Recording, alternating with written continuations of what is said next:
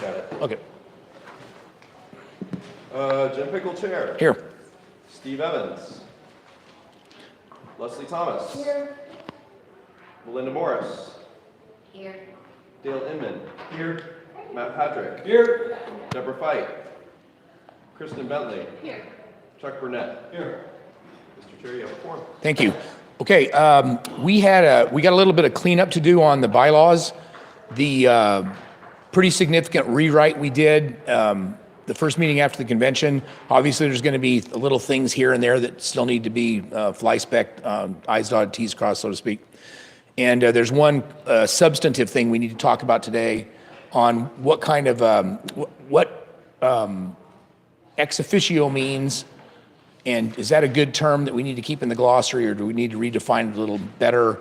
Because as you know, ex officio under Robert's rules means that the ex officio member of a committee has voting rights. And we have a couple of places in our rules that says non-voting ex officio member. Well, obviously that's a contradiction, right? If they're ex officio, they're voting, a non-voting voting member. That doesn't make any sense. So we need to pick which one we want on that. And we get to pick it and then recommend it to the body tomorrow for vote. And so we'll discuss that. You got the number 1 up there on the screen? Let's take a look at some that aren't going to be any kind of controversial. The first one, clarification to Article 7, Section 4 on a quorum requirement.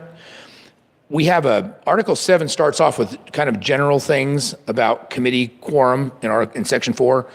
And it only says right now, candidate resource committee, it says quorum except for the candidate resource committee, for which a quorum will be 1/3 of the regular committee members. So most quorums in most committees are 1/3 of the regular committee members. Well, we say that same thing in 2 other rules, in other committees, legislative priorities and election integrity, and we really don't need that to be said 3 times if we can just do it generally in 1 rule.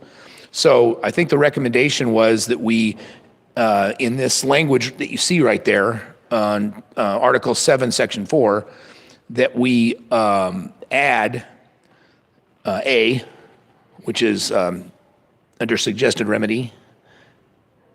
Page down a little bit. So say except for the candidate resource committee. Yeah, so it would say, except for the, that's correct. We would add, after candidate resource committee, the words legislative priorities and election integrity committees, for which a quorum will be 1/3. So moved. Second? Is that going to die for DACA life first? Like a second. Okay, all in favor of making that change, say aye. Aye. Any opposed? Okay. Passes. All right, second one, and these are just kind of clearing things up. This is a clarification suggested by, number 2, clarification suggested by me. It's shows the current language of Article 9 about the state headquarters staff policy.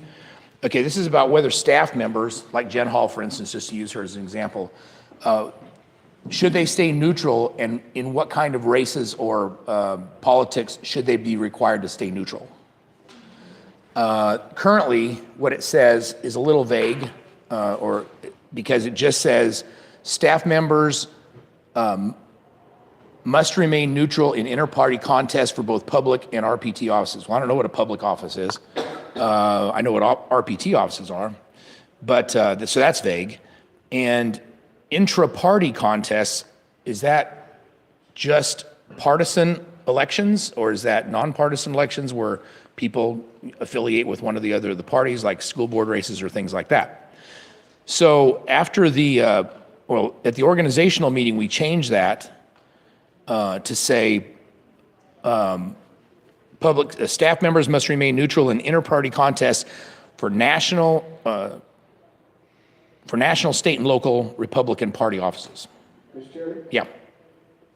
So I agree public is clear. Since we're referencing RPT offices, that would seem to not imply anything at the national level. And so my question is, would an RPT office encompass offices at the CEC level? Because if it does, by implication, then the language is fine as is. Any other comments on that? Everybody agree with Matt? It's fine like it is? Yeah, I mean, if I was gonna make any change, I would say RPT offices, including county level, to make it ultra clear. Matt, how would that be phrased? If you would say, So, staff members must remain neutral in inter-party contacts for both public and RPT offices, comma, which includes CEC level, or which includes CEC offices. Or county executive committee offices. at the, in county executive committees? Or at the offices at the county level.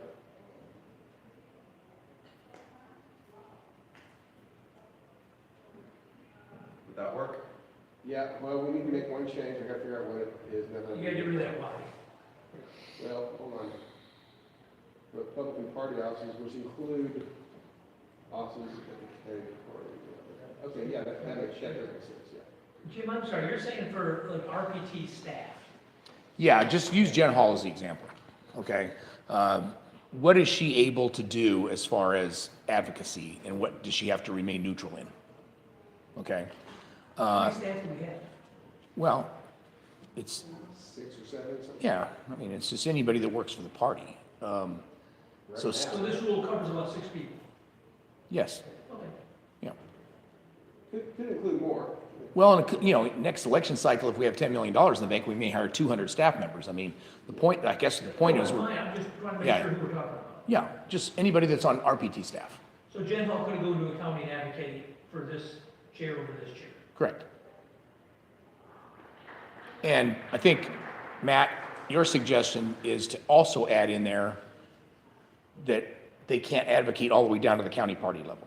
They have to remain neutral, right? Yeah, that's what the Right. amendment says. So would we also strike RPT and revert it to party? Because I think we're trying to get party out of there, right, Jim? Well, I mean, yeah, I think you just say RPT offices, because that's redundant, to say Republican Party of Texas party offices.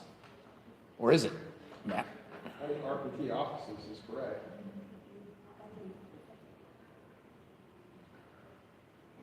RPT offices seems to apply just to staff that works at downtown here. Well, and don't forget the doctrine too, that if you include something, everything that's not stated is excluded, okay?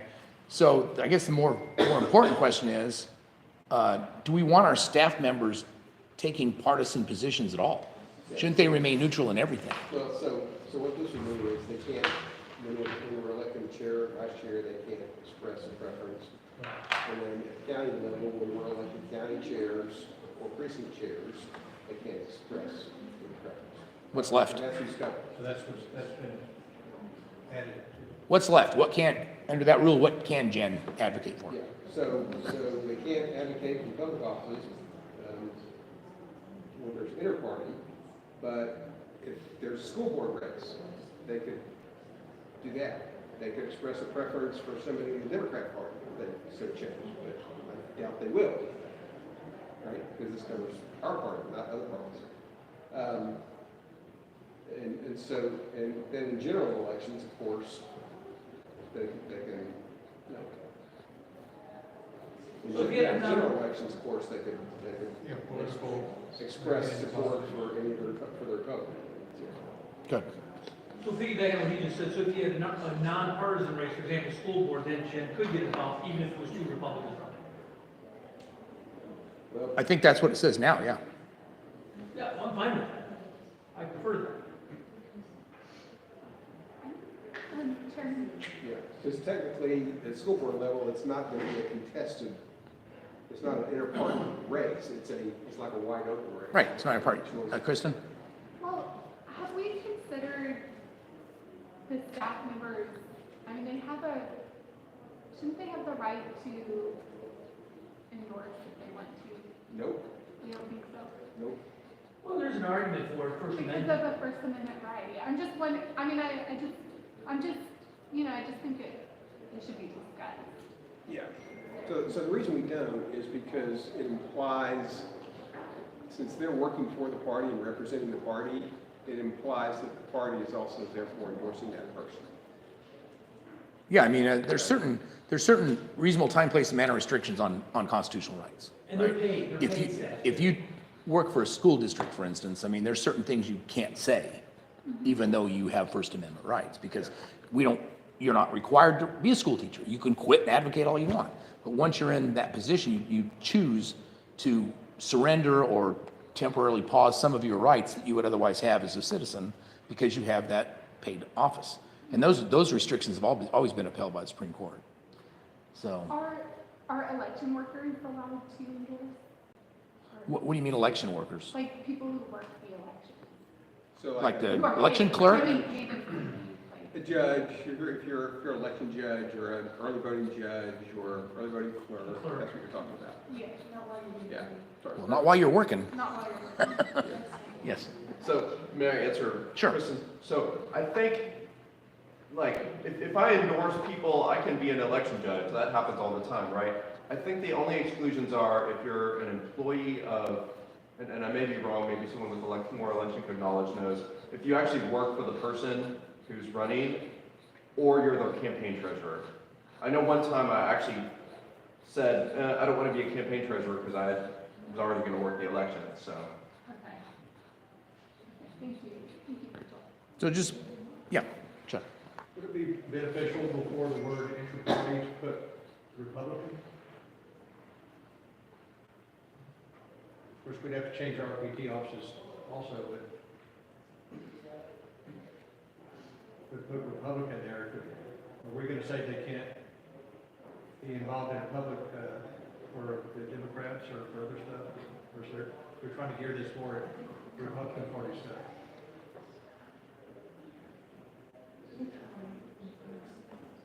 So the only thing I would say is that it almost draws attention to the fact that we're only talking about Republican inter-party contests. And while that is what we're doing, if we don't say it, then they think they'll mess around with the Democrats. Endorse it there, and just create a havoc on the Democrat side. I don't think it will. So I'm not opposed to it. I'm not sure if we really need it. Well, and to Dale's point, I mean, is this a tempest in a teapot? I mean, are we, Yeah. We're 6 people. yeah, do we even need to change it? The word Republican out, just put all, where it's kind of deals with all parties. I think we just say, if you leave it the way it was, just say recently the party contest is, the party contest would be included. So. I agree.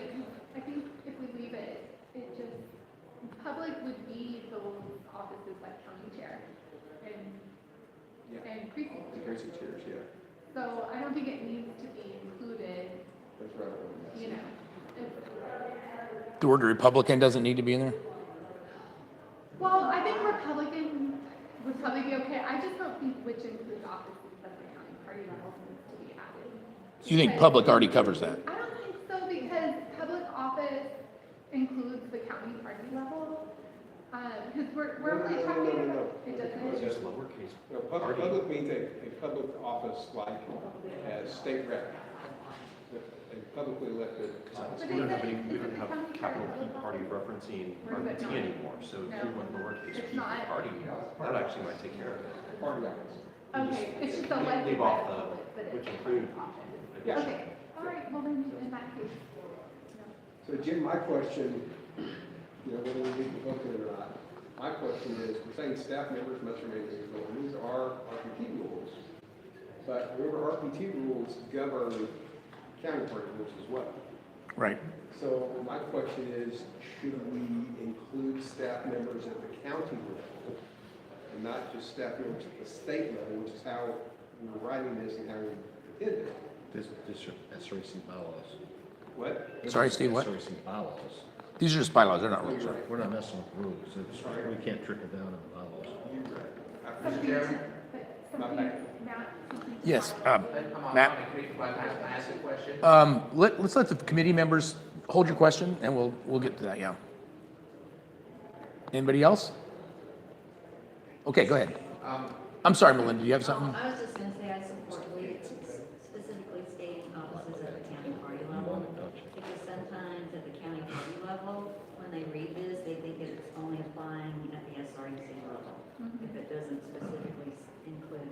Well, that was my point, is that it's vague, right? So we're trying to make it more specific. Yeah, Matt? Mike? Mike Wheeler, is staff, is the chair considered the staff? No.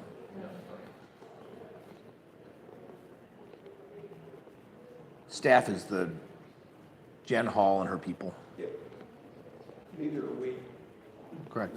I just have a rhetorical question. Would we, if Jen got involved, there's two people running for the Democrat Party chair, would we mind if she poked her nose in who's running for the Democrat Party? I think Dale would be in favor of that. Don't need to speak for you, Dale, but he's like, so we want her involved in that, yeah. We'd be having some fun. Yeah. All right. Okay, so let's, any more comments about this? Yes, Virgil. So here's my brainstorm. In the pre-fixed version, it said for both public and party offices, and party offices, I think there was an issue because capital P party was defined early in the document as being RPT. And so when we said party offices, we actually were restricting it to RPT because we defined capital P party as the Republican Party of Texas. So we actually kept the intent of the earlier one, but we kind of think that the intent was probably broader than that, we didn't want RPT staff, messing with Nueces County intra-party politics or, Lubbock County intra-party politics. I think if we were to Wait, say and what he's talking about now is the difference between under language prior to and the language above that, which was the yeah, original. The change from Party offices to RPT offices, right. right, from that to that. So I think actually if we went back to the word party and just didn't capitalize it, that would imply anything that was within the party, whether it was the RNC or the RPT or an SREC race or a precinct chair race or a county chair race. I think it would cover all of that with a lowercase p party, and there would no longer be a conflict with a capital P party because we've gotten rid of all those references in the bylaws. Right. I agree, It may be a really easy fix there.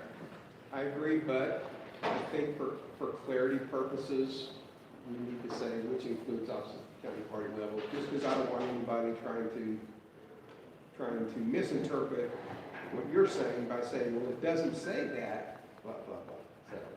So that would cover what you. Yeah, Well, what if we, Yeah, Kristen. strike RPT and put party in lowercase and then put, which includes offices at the state party and county party level? Is that how it is? I mean, Oh. that's kind of what it says, which includes officers. Correct. Yeah, but it would still strike, it's still different though. Yeah, like, But it means the same thing. But it is it's, at the very bottom, I'm good with that. okay, yeah. And you're And asking, then that way, because RPT was kind of bothering me and then includes. right. So you're saying too, are you also advocating for between county party level, county and state party level, or? Which includes offices at the state party and county party level. Or state and county? Yes. Or where RPT is struck out, you could put the word all. At the state and county party level. I like Yeah. that, at the state and county party level. Right. Okay. And it's, I think. So that takes care of your parenthetical then. And city level. Yeah. Level or levels? Trying to listen to Levels. this. Plural.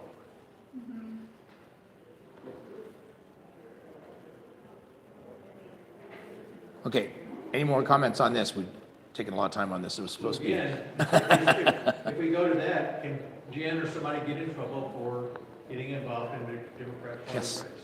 Yes, Can she get in trouble for that? not by us. Because I mean, that's what that's how I do. I mean, do we want to, Yeah. I guess my question for the group here is, do we want to restrict it to everything or just Republican stuff? Well, you can add Republican, state, and county party levels. Do you want to? I think it's okay, I'm brainstorming, sort of brainstorming. If there were two Democrats, in some counties, their Democrats are running, Democrat against Democrat. So you might have someone that says, hey, I'd rather have this Democrat than that Democrat. Like in the valley. The question would be, do we care if they get involved in a Democrat race? I don't think we I can. don't think we do. I don't either. I think if they're RPT staff, we trust them Yeah, I enough to think use we good care. judgment, or they I wouldn't be think- RPT staff. That's why I'm putting it out, I was like, Yeah, and then I we think can go we make care 12 from the more other side, I'm about. good with that. Yeah, I think they should get involved in that. I'm okay, I'm okay. Yeah. We don't. Can always fire 'em. We only want to interfere with free speech for, As little, reason. as little as possible, that's right. So we're adding back Republican? No, No, We're not? no. because Chuck, they can get involved in Democratic races and it doesn't. Let them go mess around with it. Well, some counties, I can see where it'd be valuable. That's what I'm saying, yeah. The valley, In yeah. some counties, you might want people getting involved in that race. I don't even understand what this rule is. I mean, is the staff really out there, I think we're- hanging banners? and- Was not really a problem. There was an issue at one time. Was there? Didn't exist. Steve says there was an issue once. RNC. What about it? It's a party. There are a lot of issues at the county. You don't say. Montgomery County's good.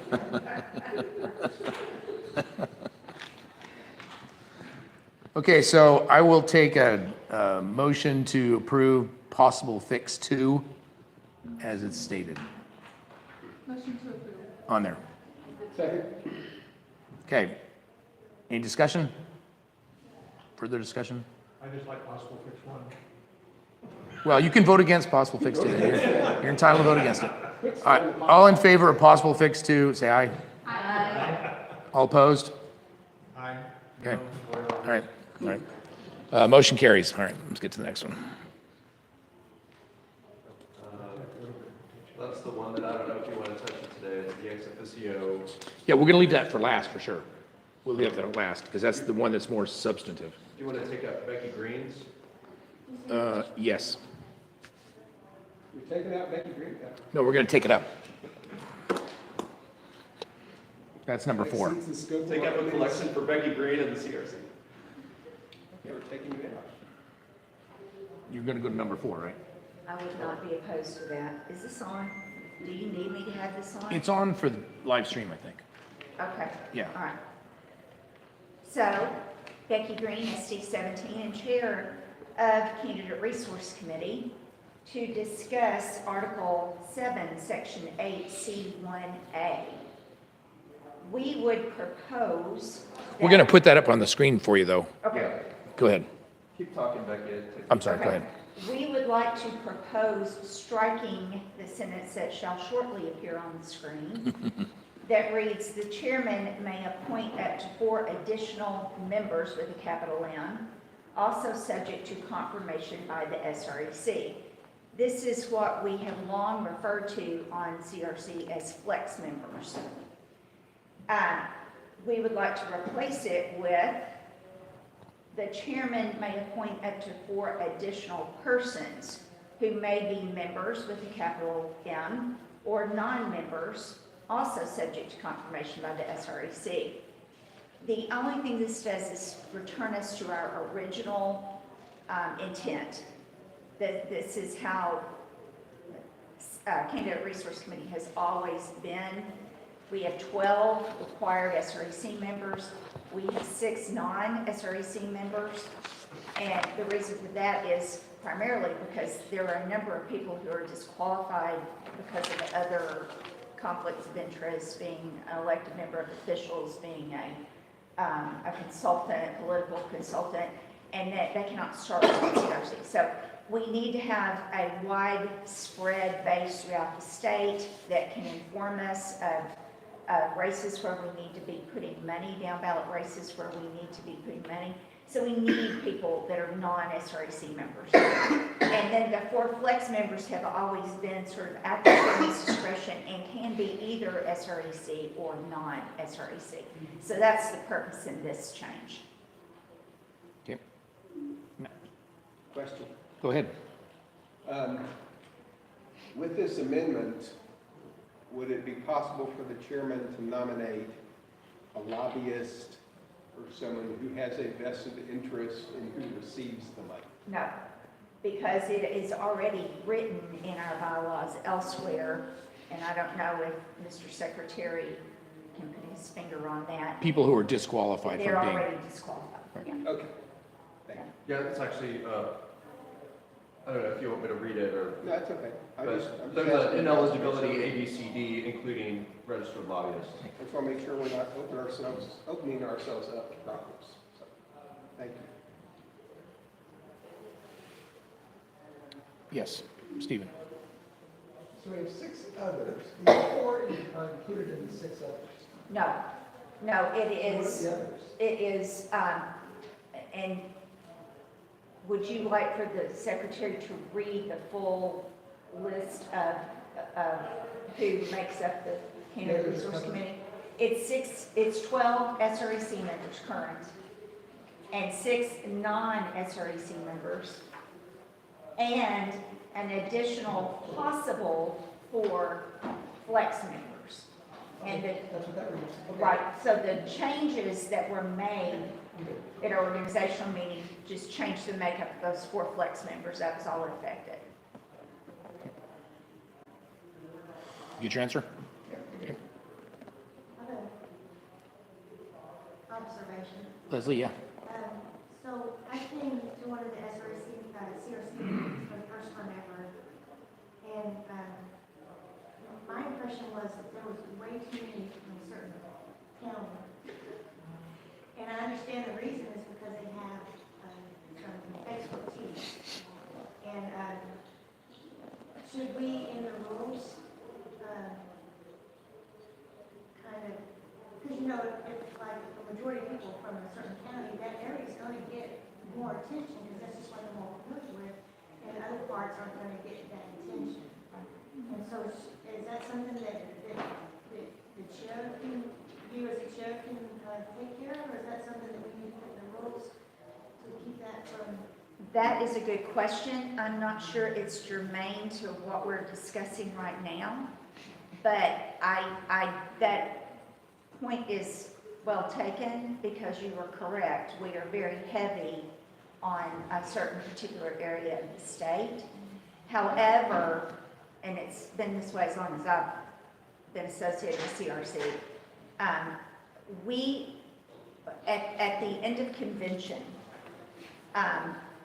those of us who are returning to CRC make a plea, a written plea to the chairman, and it is actually to the new chairman, if the chairman is new, but whoever the chairman is, the new incoming chairman, we make a plea, because it's in our bylaws that we must appoint the CRC immediately at our first organizational meeting, the entire committee. And that wasn't done. That was not done this time.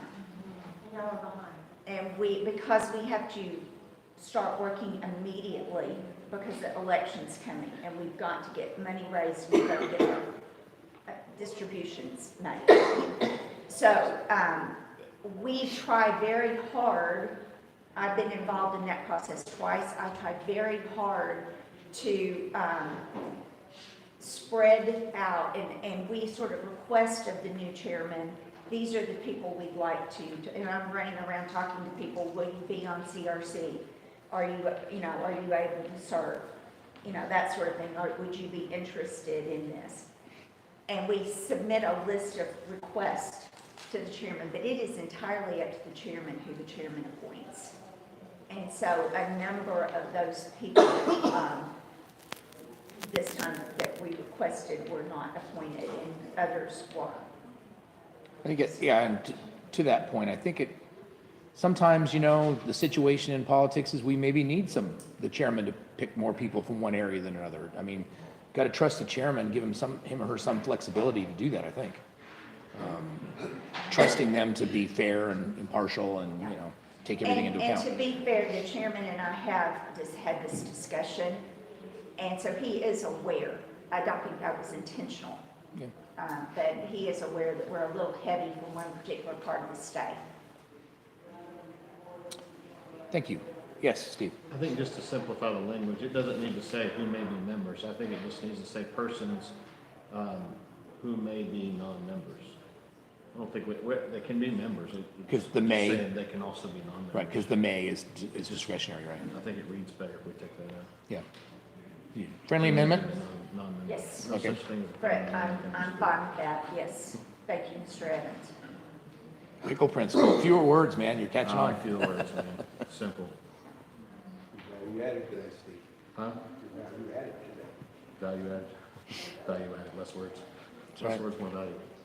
Like a Whopper meal with extra cheese. Okay, thank you, Becky. Anything else on that? There is one other issue, and I'm not sure you want to take it up because it does have to do with the honorary Yeah, versus yeah. ex officio. I do want to take that up. Okay, Yeah. Yeah, so, But we can't take it up yet. wait, we have to vote on this. oh, gotta vote on this one Vote on first. this yeah. We amendment. gotta get through this first. Okay. Accept a motion to adopt the language on the screen that Becky has so well given to us. So moved. Okay, second? Yes. Okay. All in favor, any more discussion on this? Okay, all in favor of adopting this new language, say aye. Aye. Any opposed? All right, thanks, Becky. Okay, stay there. Okay, All right. Now, you want to explain the other problem? yes. Okay, go ahead. This Wait, has to do- let's get it up first. Okay. It's section 8, C1B, right below You'll it. have to pull up from the email. Okay.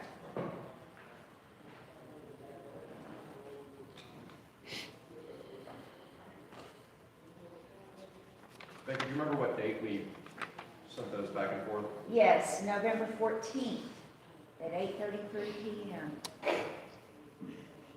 That's crazy. Reading that. Yeah, I was gonna say, did you memorize that? I have a copy of the email right here.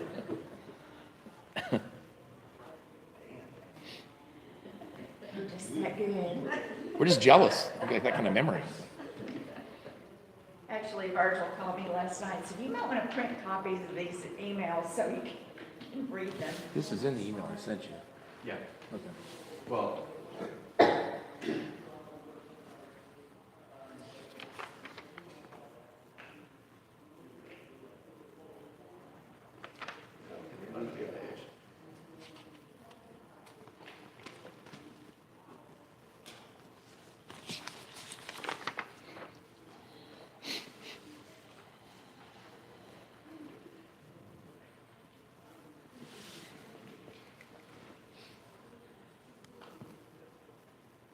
that's it. Okay. That is it, yeah. Okay. That's it. Okay. Okay, so Good, this- speak to that. This has to do with Article 7, Section 8C1B. The National Committee Man and the National Committee Woman are ex officio committee members. We would move to strike ex officio and replace it with